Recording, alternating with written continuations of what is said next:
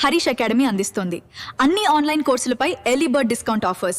Group 2, SI, constable, GPO, JLM మరియు JL, DL. Full course ఏదైనా ₹699 మాత్రమే. కోర్స్ వాలిడిటీ 6 నెలలు. ఈ ఆఫర్ మే 27 నుండి జూన్ 5 వరకు మాత్రమే.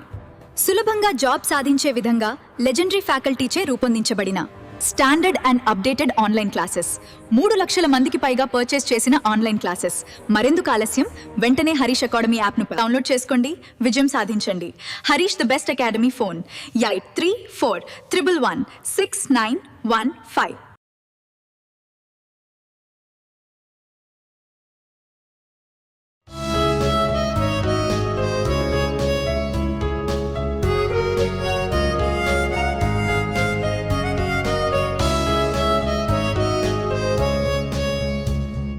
Harish, the best academy.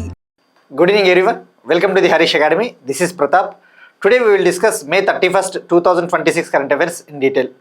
ఇక ఇవాళ కరెంట్ అఫైర్స్ స్టార్ట్ చేసే ముందు ఆస్పిరెంట్స్కి నిన్న టాపిక్ సంబంధించి కొంత డౌట్స్ వస్తూ ఉన్నాయండి. మనం నిన్న ఒక టాపిక్ డిస్కస్ చేసుకున్నాం. భారతదేశపు మొట్టమొదటి స్కై క్యాస్ట్ సిస్టమ్ని న్యూఢిల్లీలోని ఇందిరాగాంధీ ఇంటర్నేషనల్ ఎయిర్పోర్ట్లో ఏర్పాటు చేశారు అని చెప్పేసి. ఆ సందర్భంగా మనం మిషన్ మౌసమ్ గురించి చెప్పుకున్నాం. ఆస్పిరెంట్స్కి కన్ఫ్యూజ్ అవుతూ ఉన్నారు. మిషన్ మౌసమ్ని మనం క్లియర్గా చెప్పాం. మిషన్ మౌసమ్ని 2024లో లాంచ్ చేశారు. అయితే ఆస్పిరెంట్స్ 2025 జనవరి 15న అని చెప్పేసి కొంతమంది కామెంట్ చేశారు. దానికి సంబంధించి నేను క్లారిటీ ఇవ్వదలుచుకున్నానండి. ఫస్ట్ ఇక్కడ మీరు మిషన్ మౌసమ్ గురించి నిన్న మనం ఏమని తెలుసుకున్నాం?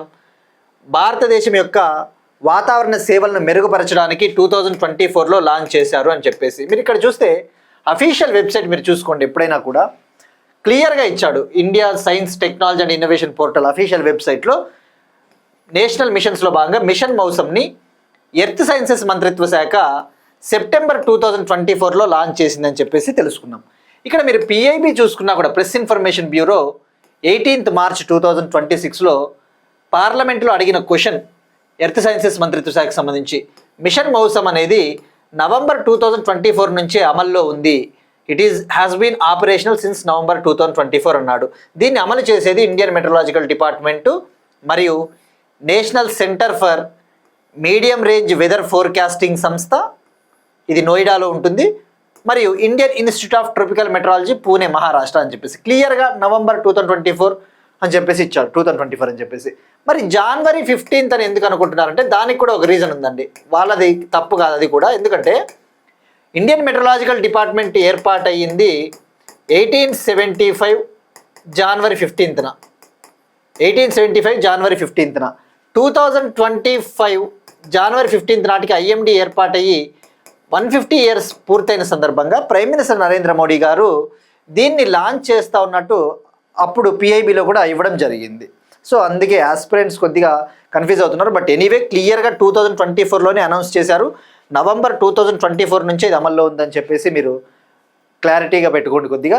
ఏదైనా మీకు ఇంకోటి ఆస్పిరెంట్స్ నేను చెప్పేది ఒకటే అండి, మనం ఏదైనా క్లాసుకు సంబంధించి టాపిక్ చెప్పినప్పుడు మీకు ఆస్పిరెంట్స్కి డౌట్స్ వస్తూ ఉంటాయి, కామెంట్ చేస్తూ ఉంటారు. మీరు కూడా ఒకసారి ఫ్యాక్ట్ చెక్ చేసుకోండి. ఏముంది, పిఐబిలో ఉంటాయి కదా, కామెంట్ పెట్టేలోపు మీరు కూడా ఒకసారి పిఐబిలోనో లేదంటే అఫీషియల్ వెబ్సైట్లో చెక్ చేసుకోవచ్చు. సో తద్వారా రిమైనింగ్ ఆస్పిరెంట్స్ కూడా డౌట్స్ అనేవి అరైజ్ కావు. సో ఇక నెక్స్ట్ టాపిక్కి వెళ్దామండి. ఇవాళ ఫస్ట్ టాపిక్ వెళ్దాం. ఇవాళ మన ఫస్ట్ టాపిక్ ఇంటర్నేషనల్ రిలేషన్స్ సంబంధించి ఇండియా మ్యాన్మార్ రిలేషన్స్. మ్యాన్మార్ అధ్యక్షుడు యూ మిన్ ఆంగ్ హైంగ్ భారతదేశ పర్యటన. మ్యాన్మార్ country president U Min Aung Hlaing India పర్యటనకు వచ్చారు. 5 days పాటు ఇండియాలో పర్యటించబోతా ఉన్నారు. మే 30న ఈయన విజిట్ ప్రారంభమైంది అండి, నిన్న ప్రారంభమైంది. మే 30 నుంచి 5 days పాటు 3 వరకు, జూన్ 3 వరకు ఈయన పర్యటన కొనసాగుతుంది. సో మనం ఎగ్జామ్ పాయింట్ ఆఫ్ వ్యూ తెలుసుకోవాల్సింది, ఇంకా ఈ పర్యటనకు సంబంధించి ఇంకా అవుట్కమ్స్ ఏం రాలేదంటే పెద్దగా ఏమేమి అగ్రిమెంట్లు కుదిరాయని చెప్పేసి. బట్ ఒక ఇంపార్టెంట్ ఈవెంట్ ఏంటంటే మ్యాన్మార్ ప్రెసిడెంట్ అయిన తర్వాత, మ్యాన్మార్ దేశానికి ప్రెసిడెంట్ అయిన తర్వాత తొలిసారిగా ఇండియా పర్యటనకు వచ్చారు. సో ఈ సందర్భంగా ఈయన బీహార్లోని గయాలో ఉన్న మహాబోధి టెంపుల్ని విజిట్ చేశారు. బీహార్లోని గయాలో ఉన్న మహాబోధి టెంపుల్ని విజిట్ చేశారు. ఇది బుద్ధిస్ట్ టెంపుల్, బౌద్ధ టెంపుల్. మరి ఇక్కడ ఎగ్జామ్ పాయింట్ ఆఫ్ వ్యూ మనం తెలుసుకోవాల్సింది, మహాబోధి టెంపుల్ ఎక్కడ ఉంది అంటే బోధ్ గయా, బీహారు. అలానే ఈయన ఆ మహాబోధి టెంపుల్ ఆవరణలో ఉన్న బోధి వృక్షం కింద కాసేపు మెడిటేషన్ చేశారు. సో మరి ఇక్కడ ఎగ్జామ్ పాయింట్ ఆఫ్ వ్యూలో మహాబోధి టెంపుల్, బోధి ట్రీ, గౌతమ బుద్ధుడు ఎన్లైటన్మెంట్ పొందిన ప్రదేశము ఈ బోధి వృక్షము బీహార్. గౌతమ బుద్ధునికి చైతన్యం కలిగిన ప్రదేశం ఏది అంటే బోధి ట్రీ. సో అలానే ఈయన సుజాత టెంపుల్, బర్మీస్ మోనాస్టరీ, మ్యాన్మార్ని బర్మా అని కూడా పిలుస్తారు కదా, బర్మా బౌద్ధ మోనాస్టరీని కూడా ఆయన విజిట్ చేశారు. సో మరి ఇక్కడ ఎగ్జామ్ పాయింట్ ఆఫ్ వ్యూలో గౌతమ్ బుద్ధ అంటేనే గుర్తు రావాల్సిండేది మనకి Mahajanapada period 600 BC to 300 BC. Ancient హిస్టరీలో చదువుతారు కదండి, 600 BC to 300 BC Mahajanapada period. బౌద్ధ మతము, గౌతమ బుద్ధ, అతని ఒరిజినల్ నేమ్ వచ్చేసి సిద్ధార్థ అని చెప్పేసి, లుంబిని నేపాల్లో జన్మించారు గౌతమ బుద్ధుడు అని చెప్పేసి. సో గుర్తుపెట్టుకోండి మహాబోధి టెంపుల్ బీహార్. మరి ఇక్కడ మెయిన్గా ఎగ్జామ్ పాయింట్ ఆఫ్ వ్యూలో మనకి ఈ యొక్క పర్యటనకు సంబంధించి ఏవైనా అవుట్కమ్స్ వచ్చిన తర్వాత మనము కమింగ్ క్లాసెస్లో డిస్కస్ చేసుకుందామండి. ఇక మ్యాన్మార్ అంటేనే గుర్తు రావాల్సింది ఇంటర్నేషనల్ రిలేషన్స్ పాయింట్ ఆఫ్ వ్యూలో ఏషియాన్లో member country, association for the south east Asian nations, ఏషియాన్ కూటమిలో 11 కంట్రీస్ ఉంటాయని చెప్పేసి మనం చాలాసార్లు తెలుసుకున్నామండి. అందులో మ్యాన్మార్ కూడా ఒకటి. మరి 11th కంట్రీ ఏంది, ఏసియాన్లో 11th కంట్రీ ఏది, తిమోర్ లెస్తే. తిమోర్ లెస్తే అనేది ఏసియాన్లో 11వ సభ్యదేశంగా జాయిన్ అయిందని చెప్పేసి తెలుసుకున్నాం. ఏషియాన్లో సౌత్ ఈస్ట్ ఏషియన్ కంట్రీస్ అయిన Myanmar, Thailand, Cambodia, Laos, Vietnam, Malaysia, Indonesia, Singapore లాంటి కంట్రీస్ ఉంటాయండి. సో మరి మ్యాన్మార్ క్యాపిటల్ విషయానికి వస్తే క్యాపిటల్ నేపిడా. ఎప్పుడైనా కానీ మనకి ఏషియన్ కంట్రీస్ న్యూస్లో ఉన్నప్పుడు మనకి జస్ట్ అక్కడ ఏం జరుగుతూ ఉందో ఒకసారి అబ్జర్వ్ చేస్తూ ఉండాలి. ఉదాహరణకు ఇండోనేషియాలో మౌంట్ మరాపి అనే వోల్కనో మళ్ళీ విస్ఫోటనం చెందింది. మౌంట్ మరాపి ఈరోజు పేపర్లో వేసాడండి. ఇండోనేషియాలో మౌంట్ మరాపి వోల్కనో ఎరప్ట్ అయ్యింది. సో ఇట్లా మనకి ఎగ్జామ్లో అడుగుతాడు మౌంట్ మరాపి ఏ కంట్రీ అని చెప్పేసి, అట్లా లింక్ చేసుకుంటే సరిపోతుంది. ప్రతిదీ కూడా సపరేట్ కరెంట్ అఫైర్గా డిస్కస్ చేసుకోవాల్సిన అవసరం ఉండదు.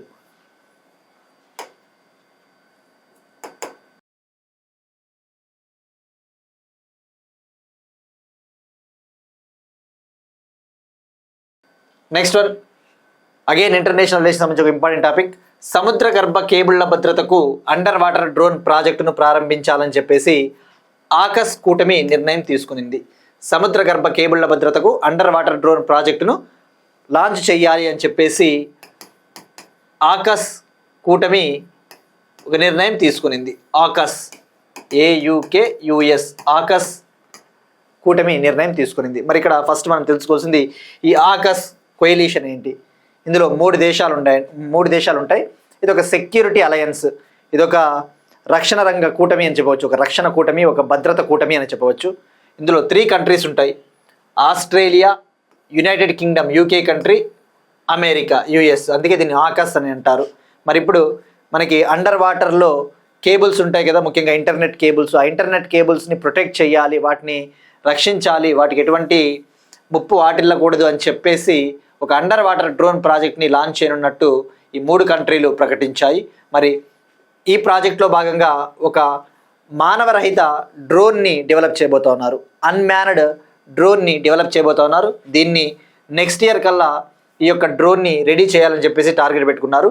ఈ ప్రాజెక్ట్కి సంబంధించి ఇంకా టోటల్ కాస్ట్ ఎంత అవుతుందో అనౌన్స్ చేయలేదు. ఈ ప్రాజెక్ట్కి ఎంత ఖర్చు అవుతుందని చెప్పేసి ఇంకా ప్రస్తుతానికి ప్రకటించలేదు. కానీ బ్రిటన్ అయితే మాత్రం తమ వంతుగా $201 మిలియన్ ఇవ్వాలి అని చెప్పేసి డెసిషన్ తీసుకునింది. బ్రిటన్ అయితే తమ వంతుగా $201 మిలియన్ ఈ ప్రాజెక్ట్కి కేటాయించబోతూ ఉన్నారు.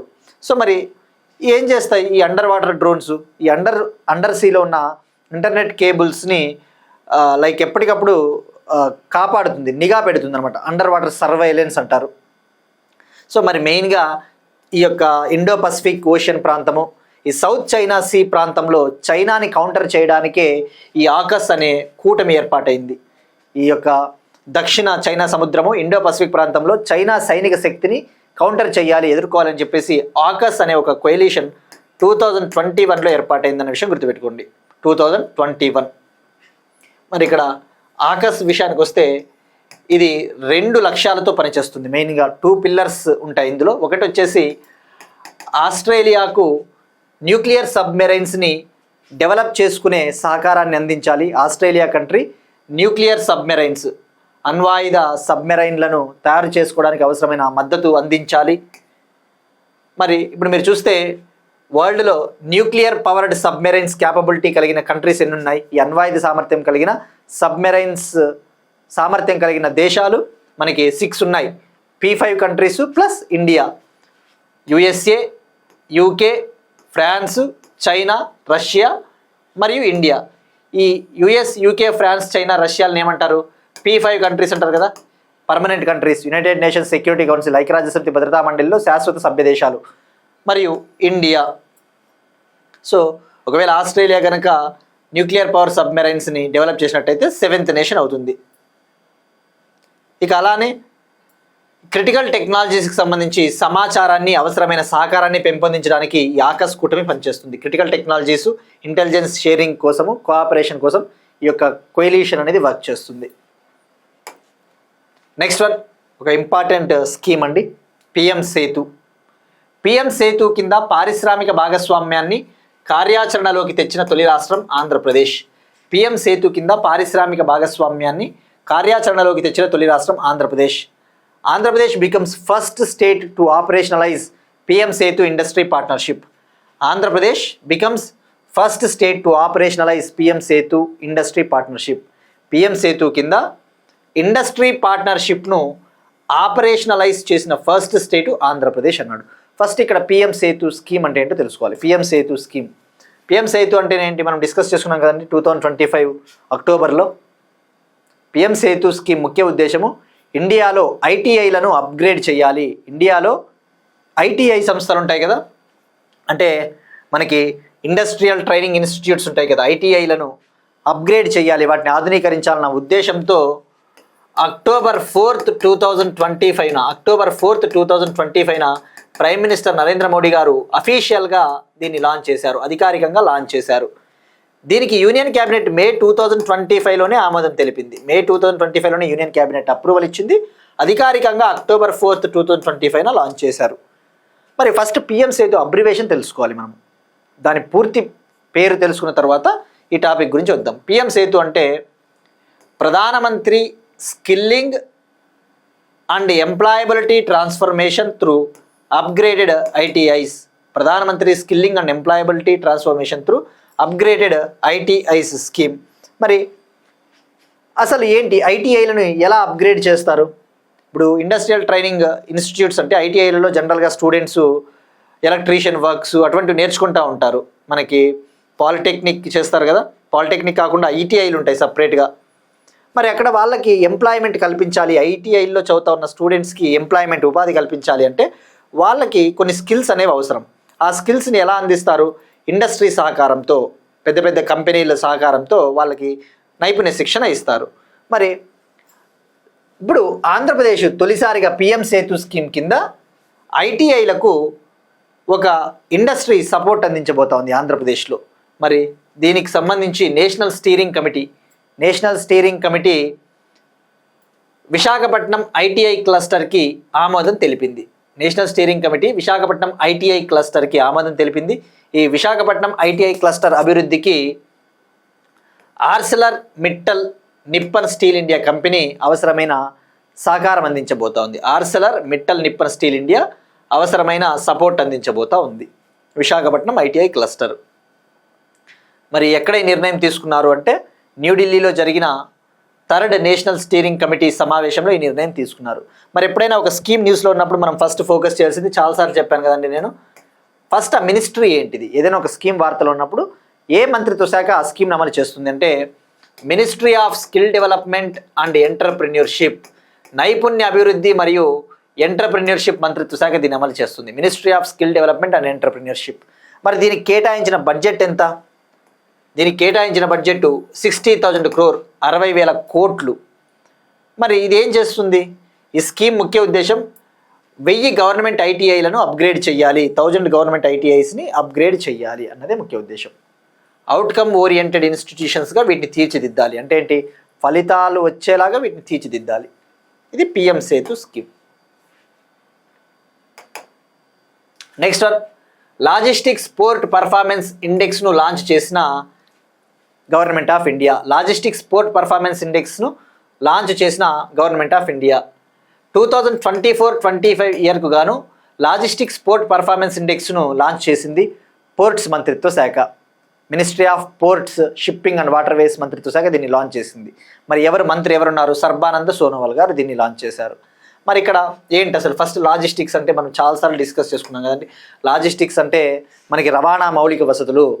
ఒక పోర్టు దగ్గరికి వెళ్ళాలి అంటే మనకి అక్కడికి గూడ్స్, వస్తువులు ఏవైనా కార్గో రావాలి అంటే మనకి మౌలిక వసతులు బాగుండాలి, ముఖ్యంగా రవాణా బాగుండాలి. ఈ రోడ్డు కనెక్టివిటీ, రైల్ కనెక్టివిటీ బాగుండాలి, దాన్నే లాజిస్టిక్స్ అంటారు. మరి ఇండియాలో పోర్ట్స్ వద్ద, భారతదేశంలోని పోర్టుల వద్ద ఈ లాజిస్టిక్ మౌలిక వసతులు ఏ స్థాయిలో ఉన్నాయి, వాటి యొక్క పర్ఫార్మెన్స్, వాటి యొక్క పనితీరును కొలవడానికి ఒక ఇండెక్స్ని లాంచ్ చేసింది ministry of ports, shipping, water ways. ఇదే లాజిస్టిక్స్ పోర్ట్ పర్ఫార్మెన్స్ ఇండెక్స్. ఏ సంవత్సరానికి అంటే 2024-25 కాలానికి గాను. మరి ఇక్కడ ఎప్పుడు లాంచ్ చేశారు అంటే ముంబైలో జరిగిన జవహర్లాల్ నెహ్రూ పోర్ట్ అథారిటీ యొక్క 37వ వ్యవస్థాపక దినోత్సవ వేడుకల్లో, ముంబైలోని జవహర్లాల్ నెహ్రూ పోర్ట్ అథారిటీ యొక్క 37th ఫౌండేషన్ డే సెలబ్రేషన్స్లో భాగంగా దీన్ని లాంచ్ చేశారు. ఫస్ట్ ఇండెక్స్ అని చెప్పవచ్చు, మొదటి ఇండెక్స్ అని చెప్పవచ్చు. మరి దీనినే సాగర్ ఆంకలన్ ఇండెక్స్ అని కూడా పిలుస్తారు. సాగర్ ఆంకలన్ ఇండెక్స్ అని కూడా పిలుస్తారు. దీన్ని సాగర్ ఆంకలన్ ఫ్రేమ్వర్క్లో భాగంగా దీన్ని డెవలప్ చేశారు. మరి దీని ముఖ్య ఉద్దేశం ఏంటి? మనం ఇప్పుడు చూస్తూ ఉన్నాం, ఇండియాలోని పోర్ట్స్ని డెవలప్ చేయడం కోసం మనం కొన్ని టార్గెట్స్ పెట్టుకున్నాం, కొన్ని విజన్ డాక్యుమెంట్స్. ఉదాహరణకు పిఎం గతిశక్తి మాస్టర్ ప్లాన్ కావచ్చు, అలానే maritime India vision 2030 document, maritime India vision 2030 document కావచ్చు, maritime Amrit Kaal vision 2047 document కావచ్చు, మ్యారిటైమ్ అమృత్ కాల్ విజన్. ఇవన్నీ కూడా పోర్టులని అభివృద్ధి చేయడానికి లాంచ్ చేసిన ప్రోగ్రామ్స్. మరి ఈ లక్ష్యాలకు అనుగుణంగా ఈ పర్ఫార్మెన్స్ ఇండెక్స్ పనిచేస్తుంది. మరి ఇండియాలో పోర్ట్స్ యొక్క పనితీరుని కొలవడానికి ఈ ఇండెక్స్ భారతదేశం యొక్క పోర్టుల్ని 3 కేటగిరీలుగా విడదీసింది, 3 కేటగిరీలుగా క్లాసిఫై చేసింది. ఒకటి డ్రై బల్క్ కేటగిరీ. అంటే ఏంటి? ఆ పోర్టు వద్ద ఈ యొక్క డ్రై బల్క్ ఎంత హ్యాండిల్ చేస్తూ ఉన్నారు. డ్రై బల్క్ అంటే వస్తువులు ఏవైనా. కార్గో అంటే ఏంటండి? కార్గో అంటే మనకి గూడ్స్, వస్తువులు అటువంటివి. Dry bulk category, liquid bulk category, container cargo category. మరి డ్రై బల్క్ కేటగిరీలో టాప్ పర్ఫార్మర్ వచ్చేసి ఒడిశాలోని పారాదీప్ పోర్ట్ అథారిటీ నిలిచింది. డ్రై బల్క్ని ఎక్కువగా హ్యాండిల్ చేస్తుంది పారాదీప్ పోర్ట్ అథారిటీ, ఒడిశా. ఇక లిక్విడ్ బల్క్ కేటగిరీలో సిక్కా పోర్ట్ అండ్ టెర్మినల్స్, గుజరాత్లోని Sikka port and terminals top performer, మొదటి స్థానంలో నిలిచింది. ఇక కంటైనర్ కార్గో, కంటైనర్ అంటే ఏంటి? పెద్ద పెద్ద కంటైనర్లు మోసుకుని వెళ్తుంది కదా. ఆ కంటైనర్ కార్గో కేటగిరీలో గుజరాత్లోని ముండ్రా పోర్టు ఫస్ట్ ప్లేస్లో నిలిచింది. ఇక అలానే మ్యారిటైమ్ రంగాన్ని అభివృద్ధి చేయడానికి పోర్ట్స్ మంత్రిత్వ శాఖ 4 డిజిటల్ కార్యక్రమాలను కూడా లాంచ్ చేసిందండి, డిజిటల్ ఇనిషియేటివ్స్. మనం జస్ట్ వాటి పేర్లు తెలుసుకుందామండి. ఇక్కడ ఆస్పిరెంట్స్ నేను చెప్పేది మళ్ళీ ఒకటే అండి, ఇవి ఎంత డెప్త్ చదవాలి అనేది ఆస్పిరెంట్స్ ఏ ఎగ్జామ్కి ప్రిపేర్ అవుతున్నాడు అన్న దానిపైన ఆధారపడి ఉంటుంది. డెఫినెట్లీ కరెంట్ అఫైర్స్ అనేవి డెఫినెట్లీ ప్రతి పాయింట్ కూడా మనకి నంబర్ ఆఫ్ రివిజన్స్ చేస్తే ఎక్కడో ఒక చోట ఏదో ఒక విధంగా హెల్ప్ అవుతుంది.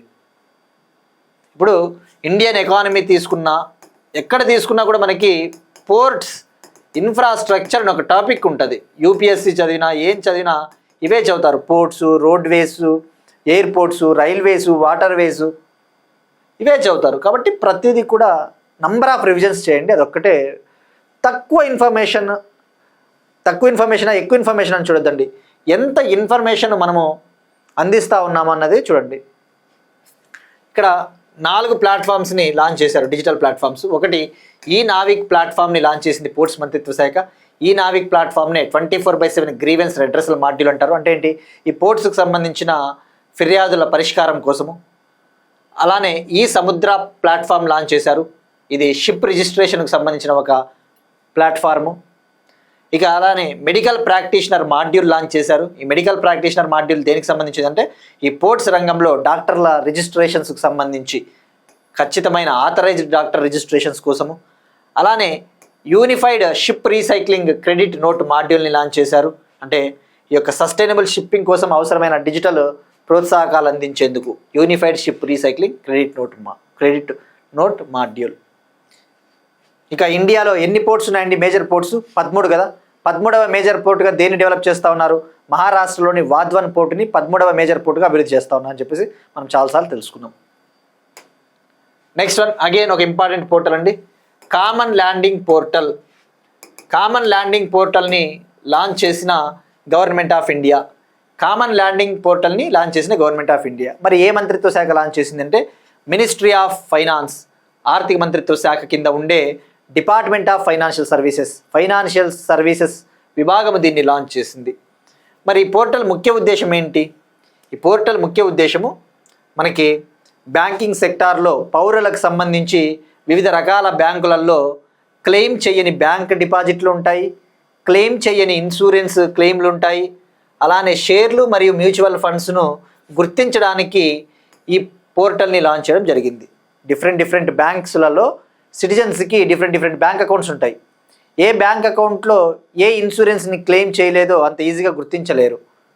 ఒక బ్యాంక్ అకౌంట్లో ఇన్సూరెన్స్ని క్లెయిమ్ చేసుకుని ఉండరు. సో ఇటువంటి వాటి కోసం ఈ యొక్క పోర్టల్ని లాంచ్ చేయడం జరిగింది. ఈ పోర్టల్ని పబ్లిక్ సెక్టార్ బ్యాంక్ అలయన్స్ సహకారంతో దీన్ని అభివృద్ధి చేశారు. పబ్లిక్ సెక్టార్ బ్యాంక్ అలయన్స్ సహకారంతో దీన్ని డెవలప్ చేశారు. ఇక్కడ అలయన్స్ అంటే గ్రూపు. మరి పబ్లిక్ సెక్టార్ బ్యాంక్ అలయన్స్లో ఎన్ని బ్యాంకులు ఉంటాయంటే 12 పబ్లిక్ సెక్టార్ బ్యాంక్స్ ఉంటాయి. ఇండియాలో 12 ప్రభుత్వ రంగ బ్యాంకులు ఉన్నాయి కదా. లార్జెస్ట్ పబ్లిక్ సెక్టార్ బ్యాంక్ ఏది ఇండియాలో? ఎస్బీఐ. అతిపెద్ద public sector bank SBI, state bank of India. మరి ఈ పోర్టల్ ముఖ్య ఉద్దేశము అన్క్లెయిమ్డ్ ఫైనాన్షియల్ అసెట్స్ని డిస్కవర్ చేయడం కోసము. డిఫరెంట్ బ్యాంక్స్లలో అన్క్లెయిమ్డ్ బ్యాంక్ డిపాజిట్స్ ఉంటాయి, ఇన్సూరెన్స్ క్లెయిమ్స్ ఉంటాయి, షేర్స్ ఉంటాయి. ఆ మ్యూచువల్ ఫండ్స్ని ఐడెంటిఫై చేయడం కోసం, తద్వారా వికసిత్ భారత్ 2047 లక్ష్యాన్ని సాధించడానికి ఇటువంటి పోర్టల్స్ హెల్ప్ అవుతాయి. Next one different states current affairs, వివిధ రాష్ట్రాల కరెంట్ అఫైర్స్. ఒడిషా ప్రభుత్వము ఇంటెల్ మరియు 3D గ్లాస్ సొల్యూషన్స్ మధ్య $3.3 బిలియన్ సెమీకండక్టర్ తయారీ ఒప్పందము. ఒడిషా గవర్నమెంట్ సెమీకండక్టర్ రంగాన్ని డెవలప్ చేయడం కోసము ఇంటెల్ కంపెనీ మరియు అమెరికాకు చెందిన 3D గ్లాస్ సొల్యూషన్స్ మధ్య ఒక అగ్రిమెంట్ కుదిరింది. ఈ అగ్రిమెంట్ వాల్యూ వచ్చేసి $3.3 బిలియన్. $3.3 బిలియన్. మరి agreement electronics IT minister Ashwini Vaishnaw గారు, ఒడిషా చీఫ్ మినిస్టర్ మోహన్ చరణ్ మాజీ గారి సమక్షంలో ఈ అగ్రిమెంట్ కుదిరింది.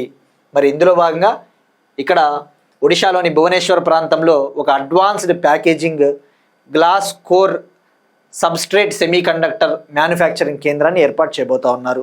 మనము ఈ సెమీకండక్టర్ రంగానికి సంబంధించి చాలా డిస్కస్ చేసుకున్నాం కదండి. ఇండియా సెమీకండక్టర్ మిషన్ 2021లో లాంచ్ చేసింది ఎలక్ట్రానిక్స్ మంత్రిత్వ శాఖ. 76,000 crore 76,000 కోట్ల ఇన్వెస్ట్మెంట్తో దాన్ని లాంచ్ చేశారని చెప్పేసి. భారతదేశపు మొట్టమొదటి సెమీకండక్టర్ ఫ్యాబ్రికేషన్ ప్లాంట్ని గుజరాత్లోని ధొలేరాలో ఏర్పాటు చేశారు. దీన్ని ఏర్పాటు చేసింది టాటా ఎలక్ట్రానిక్ సిస్టమ్స్ లిమిటెడ్ మరియు తైవాన్ కంట్రీకి చెందిన PSMC company, power chip semiconductor manufacturing corp అనే కంపెనీ. ఇక భారతదేశం మొట్టమొదటి semiconductor ATMP plant, India's first semiconductor assembly testing marking packaging కేంద్రాన్ని గుజరాత్లోని సనంద్లో ఏర్పాటు చేశారు. దీన్ని అమెరికాకు చెందిన మైక్రాన్ కంపెనీ డెవలప్ చేస్తోందని చెప్పేసి కూడా తెలుసుకున్నాం. ఇటువంటి బేసిక్ డీటెయిల్స్ అన్నీ కూడా. సో సెమీకండక్టర్ రంగాన్ని డెవలప్ చేయడం కోసం ఒడిషా గవర్నమెంట్ ఇంటెల్ మరియు 3D గ్లాస్ సొల్యూషన్స్ మధ్య $3.3 బిలియన్ అగ్రిమెంట్ కుదుర్చుకునింది. నెక్స్ట్ వన్ ఎకానమీకి సంబంధించిన ఇంపార్టెంట్ టాపిక్ అండి. డిజిటల్ చెల్లింపులు మరియు ఫిన్టెక్ సహకారాన్ని ప్రోత్సహించేందుకు ఆర్బీఐ వియత్నాం సెంట్రల్ బ్యాంక్ అవగాహన ఒప్పందము. డిజిటల్ చెల్లింపులు మరియు ఫిన్టెక్ సహకారాన్ని ప్రోత్సహించేందుకు రిజర్వ్ బ్యాంక్ ఆఫ్ ఇండియా మరియు వియత్నాం సెంట్రల్ బ్యాంక్ మధ్య ఒక అగ్రిమెంట్ కుదిరిందండి. ఈ యొక్క ఇండియా వియత్నాం మధ్య డిజిటల్ పేమెంట్స్ని డెవలప్ చేయాలి. ఈ యొక్క UPI payments, unified payments interface పేమెంట్లను ప్రోత్సహించాలి, ఫిన్టెక్ రంగాన్ని, ఫైనాన్షియల్ టెక్నాలజీ రంగాన్ని డెవలప్ చేయాలి అని చెప్పేసి ఒక అగ్రిమెంట్ కుదిరిందండి. మరి ఈ అగ్రిమెంట్ ద్వారా ఇరు దేశాల మధ్య క్రాస్ బార్డర్ క్యూఆర్ కోడ్ ఆధారిత యూపీఐ ట్రాన్సాక్షన్స్ జరగడానికి వీలు కలుగుతుంది. మరి యూపీఐ అంటేనే గుర్తురావాల్సింది యూనిఫైడ్ పేమెంట్స్ ఇంటర్ఫేస్. మనం డిస్కస్ చేసుకున్నాం. భారతదేశంలో డిజిటల్ చెల్లింపుల్ని ప్రోత్సహించడానికి యూపీఐ వ్యవస్థ ఏర్పాటైంది. మరి ఇటీవల ఇంటర్నేషనల్ మానిటరీ ఫండ్ IMF సంస్థ యూపీఐకి ఒక కితాబు కూడా ఇచ్చింది. ఏమని? ప్రపంచంలోనే అతిపెద్ద రీటైల్ పేమెంట్ సిస్టమ్గా యూపీఐని అభివర్ణించింది. వరల్డ్స్ లార్జెస్ట్ రీటైల్ పేమెంట్ సిస్టమ్గా యూపీఐని రికగ్నైజ్ చేసింది ఇంటర్నేషనల్ మానిటరీ ఫండ్, అంతర్జాతీయ ద్రవ్యనిధి సంస్థ. మరి ఎందుకు గుర్తించింది అంటే ప్రపంచవ్యాప్తంగా జరుగుతూ ఉన్న డిజిటల్ పేమెంట్ ట్రాన్సాక్షన్లలో 49% యూపీఐ ద్వారానే జరుగుతూ ఉన్నాయి. గ్లోబల్గా జరుగుతూ ఉన్న ట్రాన్సాక్షన్స్లలో ఎకనామిక్ ట్రాన్సాక్షన్ డిజిటల్ పేమెంట్ ట్రాన్సాక్షన్స్లో 49% ట్రాన్సాక్షన్స్ యూపీఐ ద్వారానే జరుగుతూ ఉన్నాయి. సో వాల్యూమ్ పరంగా పరిమాణం పరంగా యూపీఐని ప్రపంచంలోనే అతిపెద్ద రీటైల్ పేమెంట్ సిస్టమ్గా అభివర్ణించింది IMF. మరి ప్రస్తుతం యూపీఐ ఎన్ని దేశాల్లో ఉందండి? మనం ఇటువంటివన్నీ కూడా నంబర్ ఆఫ్ టైమ్స్ డిస్కస్ చేసుకున్నామండి. ఏమంటే ఆస్పిరెంట్స్కి మళ్ళీ చెప్పాలి కాబట్టి మళ్ళీ చెప్పాలా, కానీ బాగా నంబర్ ఆఫ్ రీజన్స్ చేసే వాళ్ళకి ఈజీగా గుర్తుంటాయి. యూపీఐ ప్రస్తుతానికి 8 దేశాల్లో అమలు అవుతా ఉంది ఇండియా యూపీఐ. అవి UAE, Singapore, Bhutan, Nepal, Sri Lanka, France, Mauritius, ఖతర్లో ఆల్రెడీ భారత యూపీఐ అనేది అమలు అవుతూ ఉంది. నెక్స్ట్ వన్, ఎకానమీకి సంబంధించి ఒక ఇంపార్టెంట్ రిపోర్ట్ అండి. Reserve bank of India's annual report 2025-26. Reserve bank of India's annual report 2025-26. 2025-26 ఇయర్కి గాను రిజర్వ్ బ్యాంక్ ఆఫ్ ఇండియా ఒక వార్షిక నివేదికను అందించింది. మరి మనకి ఎగ్జామ్ పాయింట్ ఆఫ్ వ్యూలో RBI కానీ నీతి ఆయోగ్ కానీ ఇచ్చే రిపోర్ట్లలో సారాంశం క్రక్స్ని మనము ఫైండ్ అవుట్ చేయాలి. క్రక్స్ అంటే సారాంశం, మెయిన్ ఎసెన్స్, సారం అంటారు కదా, ఆ సారాన్ని మనం గ్రహించాల. మరి ఇక్కడ ఏం చెప్తా ఉంది RBI యాన్యువల్ రిపోర్ట్ 2025-26 ఏం చెప్తుందంటే, ఇండియాలో బ్యాలెన్స్ ఆఫ్ పేమెంట్స్ డెఫిసిట్ అనేది పెరిగింది. 2025-26లో బ్యాలెన్స్ ఆఫ్ పేమెంట్స్ లోటు పెరిగింది. 2024-25తో పోల్చుకుంటే 2025-26లో ఈ యొక్క బ్యాలెన్స్ ఆఫ్ పేమెంట్స్ డెఫిసిట్ అనేది రైజ్ అయ్యింది, గ్రో అయ్యింది, పెరిగింది అని చెప్పేసి. మరి ఎగ్జామ్ పాయింట్ ఆఫ్ వ్యూలో ఫస్ట్ ఆఫ్ ఆల్ ఎకానమీలో చదువుతారు బ్యాలెన్స్ ఆఫ్ పేమెంట్స్ అంటే ఏంటి. బ్యాలెన్స్ ఆఫ్ పేమెంట్స్ అంటే ఏంటండి? ఎకానమీలో చదువుతారు కదా మీరు. ఇవి చదవుకోకుండా ఎకానమీలో మనం స్కోర్ కూడా చేయలేము. బ్యాలెన్స్ ఆఫ్ పేమెంట్స్ అంటే ఒక దేశము ఒక పర్టికులర్ ఇయర్లో వివిధ దేశాలతో చేస్తూ ఉన్న మొత్తం ఎకనామిక్ ట్రాన్సాక్షన్స్, ఒక దేశము మిగతా ప్రపంచంతో ఒక పర్టికులర్ ఇయర్లో ఒక సంవత్సరంలో చేస్తూ ఉన్న ట్రేడ్ కావచ్చు, మొత్తం ఎకనామిక్ ట్రాన్సాక్షన్స్నే బ్యాలెన్స్ ఆఫ్ పేమెంట్స్ అంటారు. ఈ బ్యాలెన్స్ ఆఫ్ పేమెంట్స్ ఎంత బలంగా ఉంటే ఆ దేశ ఆర్థిక వ్యవస్థ అంత బలంగా ఉన్నట్టు. Balance of payments refers to A countries total economic transactions with the rest of the world during a particular year right. మరి బ్యాలెన్స్ ఆఫ్ పేమెంట్స్ అంటే ఇందులో ఏమొస్తాయి అసలు? ట్రేడు, వస్తువుల వాణిజ్యము, సేవల వాణిజ్యము, లోన్స్, బారోయింగ్స్, అప్పులు, FDIs, FIIs, ఇవన్నీ కూడా ఇందులో వస్తాయి బ్యాలెన్స్ ఆఫ్ పేమెంట్స్. మరి బ్యాలెన్స్ ఆఫ్ పేమెంట్స్ 2024-25లో ఎంత ఉన్నింది అంటే లోటు. బ్యాలెన్స్ ఆఫ్ పేమెంట్స్ లోటు. ఇది బ్యాలెన్స్ ఆఫ్ పేమెంట్స్ లోటు అంటే దాని అర్థం ఏంటి? మన ఇంపోర్ట్స్ పెరుగుతున్నాయి, ఎక్స్పోర్ట్స్ తగ్గుతున్నాయి, దిగుమతులు పెరుగుతున్నాయి, ఎగుమతులు తగ్గుతున్నాయి. దీనివల్ల భారతదేశ ఆర్థిక వ్యవస్థ దెబ్బతింటుంది. మరి BOP డెఫిసిట్ అనేది 2024-25లో 2024-25 ఆర్థిక సంవత్సరంలో $5 బిలియన్ ఉంటే 2025-26 నాటికి $30.8 బిలియన్ చేరుకునింది ఆ లోటు. మీరు ఇక్కడ చూస్తే క్లియర్గా అర్థమవుతుంది. మరి ఎందుకు తగ్గింది అంటే భారతదేశంలోకి వస్తూ ఉన్న ఫారిన్ ఇన్వెస్ట్మెంట్లు తగ్గుతూ ఉన్నాయి. Fall in net foreign investments in India, fall in net foreign investments into India. So మరి ఇక్కడ మీరు చూస్తే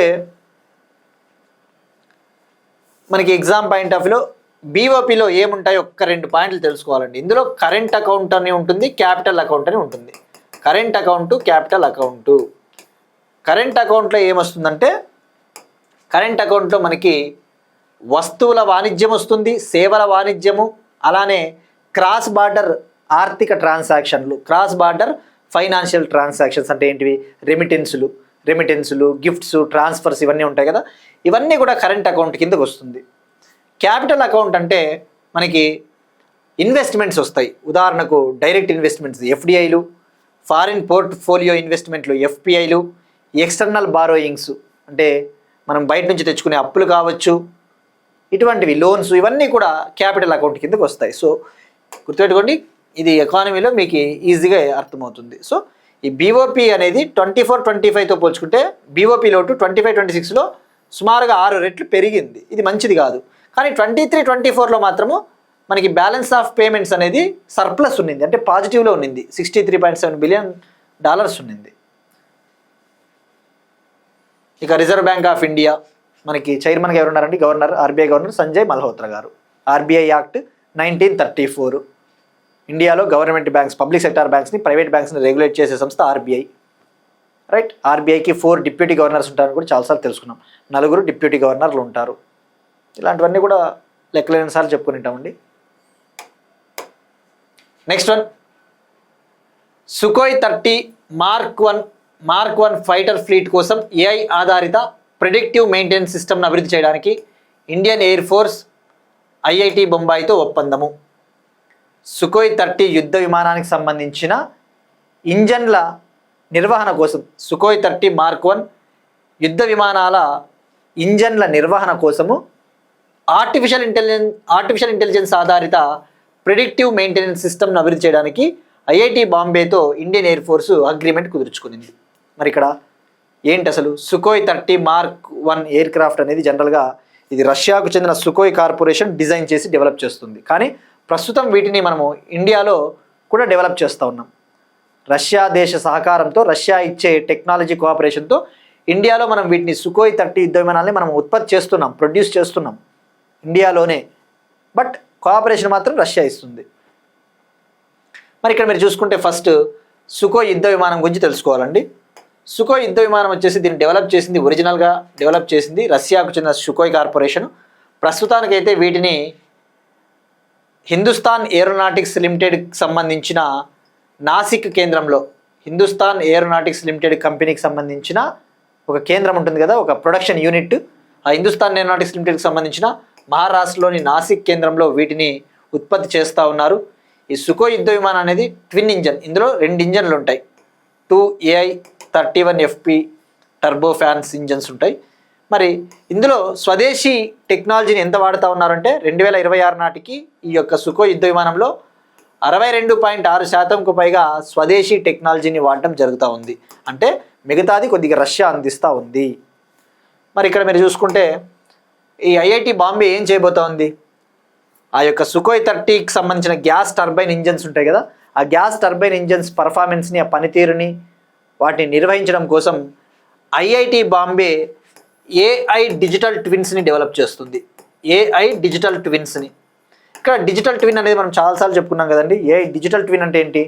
డిజిటల్ ట్విన్ అంటే ఒక ఫిజికల్ ఆబ్జెక్ట్కి ఒక వర్చువల్ రెప్లికాని క్రియేట్ చేయాలి. ఒక ఫిజికల్గా, ఒక భౌతికంగా ఒక వస్తువు కానీ ఏదైనా ఉంది అనుకుందాం, దానికి డిజిటల్గా ఒక వర్చువల్గా రెప్లికా అంటే ఏంటి? జిరాక్స్.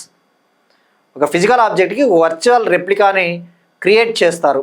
క్రియేట్ చేసి internet of things, block chain, AI ఇటువంటి టెక్నాలజీస్ని ఉపయోగించి ఆ వర్చువల్ రెప్లికా ద్వారానే ఆ ఫిజికల్ ఆబ్జెక్ట్ యొక్క పర్ఫార్మెన్స్ని, పనితీరుని మెజర్ చేస్తారు, కొలుస్తారు. అదే డిజిటల్ ట్విన్. ఇప్పుడు ఐఐటి బాంబే ఈ సుఖోయ్ 30 మార్క్ 1 ఇంజన్స్కి డిజిటల్ ట్విన్స్ని డెవలప్ చేస్తుంది. ప్రస్తుతం ఇండియన్ ఎయిర్ ఫోర్స్ వద్ద సుమారుగా 259 నుంచి 260 వరకు సుఖోయ్ 30 మార్క్ 1 యుద్ధ విమానాలు ఉన్నాయి. నెక్స్ట్ వన్, డిఆర్డిఓ చైర్మన్గా రాజేష్ కుమార్ సింగ్కు అదనపు బాధ్యతలు. డిఆర్డిఓ చైర్మన్గా రాజేష్ కుమార్ సింగ్కు అదనపు బాధ్యతలు. డిఫెన్స్ రీసెర్చ్ అండ్ డెవలప్మెంట్ ఆర్గనైజేషన్కి చైర్మన్గా రాజేష్ కుమార్ సింగ్ గారికి అదనపు బాధ్యతలు అప్పచెప్పింది గవర్నమెంట్ ఆఫ్ ఇండియా. డిఆర్డిఓకి చైర్మన్గా ప్రస్తుతం డిఫెన్స్ సెక్రటరీగా పనిచేస్తూ ఉన్న రాజేష్ కుమార్ సింగ్ గారు అడిషనల్ ఛార్జ్ తీసుకున్నారు. మరి ఇక్కడ డిఆర్డిఓకి చైర్మన్గా సమీర్ వి కామత్ గారు ఉన్నారు.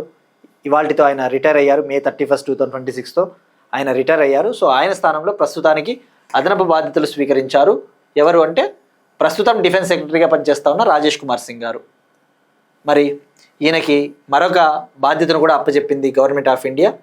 డిఆర్డిఓ చైర్మన్తో పాటు department of defence research and డెవలప్మెంట్కి అదనపు సెక్రటరీగా కూడా, అడిషనల్ ఛార్జ్ ఆఫ్ సెక్రటరీగా కూడా బాధ్యతలు అప్పచెప్పింది.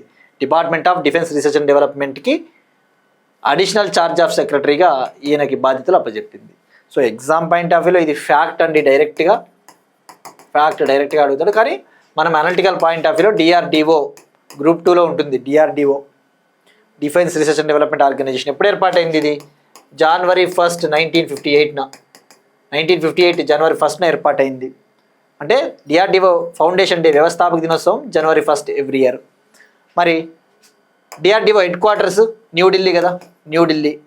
డిఆర్డిఓలో ఎన్ని లేబొరేటరీస్ ఉంటాయి? సుమారుగా 52 లేబొరేటరీస్, 52 లేబొరేటరీల నెట్వర్క్ అని చెప్పవచ్చు.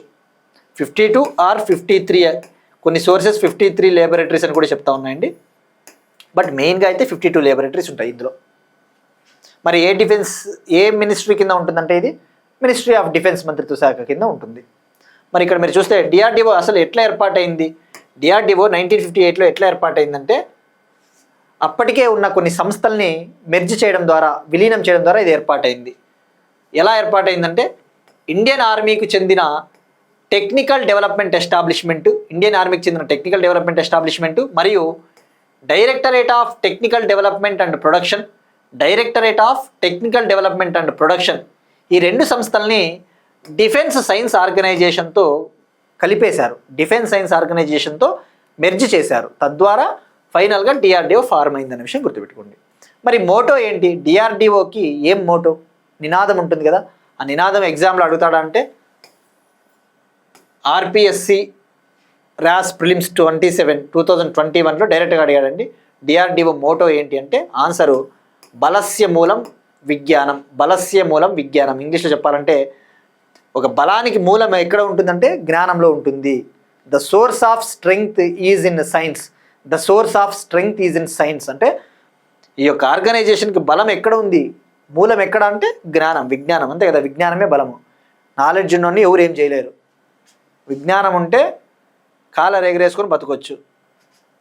సో బలస్య మూలం విజ్ఞానం. ఇక నెక్స్ట్ వన్ ఒక ఇంపార్టెంట్ మెడల్ అండి, డాగ్ హమ్మర్స్కోల్డ్ మెడల్ 2026.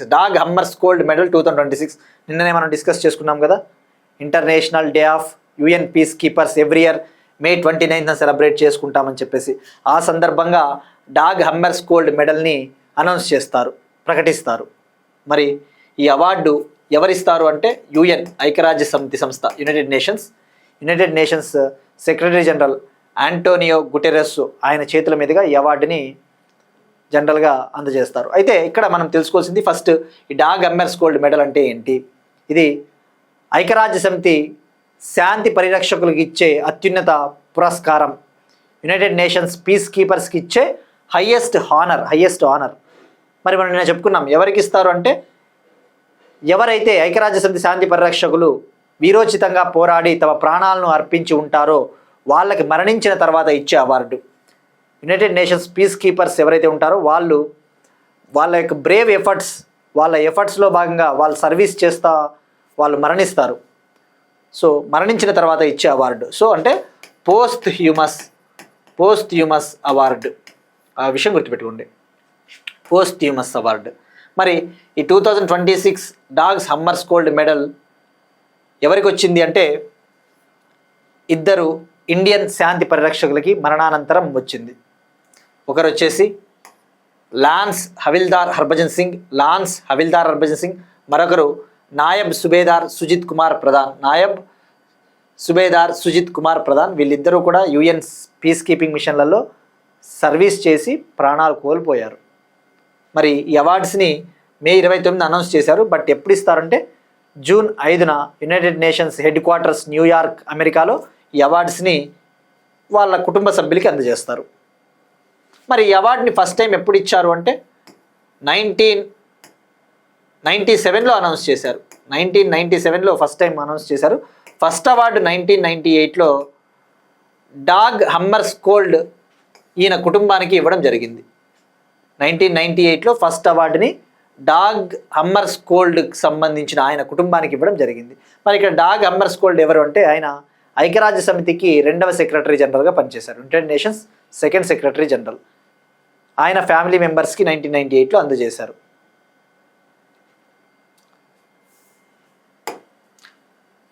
ఇక next one important days, Goa 39వ రాష్ట్ర అవతరణ దినోత్సవం May 30.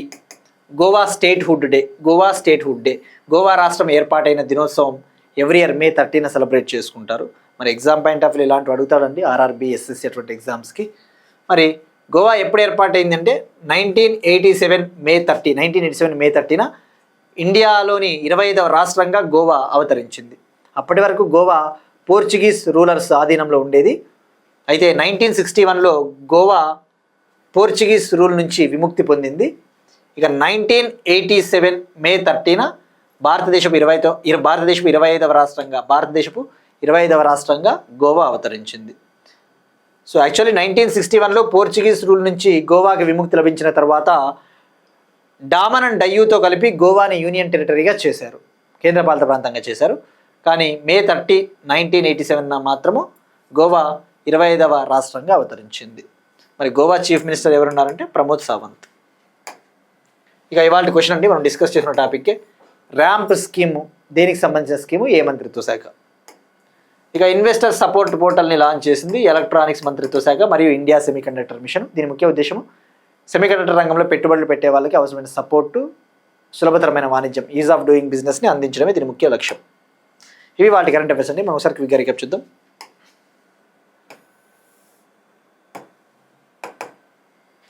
మయన్మార్ అధ్యక్షుడు యూ మిన్ హైంగ్ భారతదేశ పర్యటన.